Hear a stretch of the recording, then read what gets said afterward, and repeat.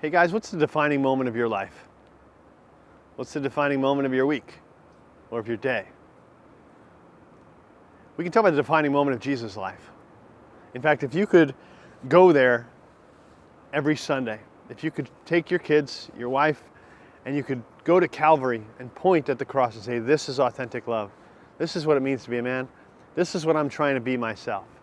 Or you could show them the empty tomb and say, this is victory. This is death defeated. This is a sign of eternal life. Or if you could point to Jesus in heaven and say, this is the King we follow. This is the one who rules our life. You could say that moment would define the rest of your life. Once you experience that, you say, that's where we're going. That's what we're about. Well, the reality is that is what happens at Mass.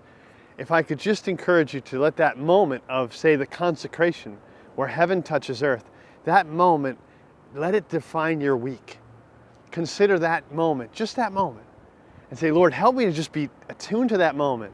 Realize what I receive, what I'm present to, Calvary, the empty tomb, Jesus Christ reigning in heaven. And let me just be there, and let me bring my family with me.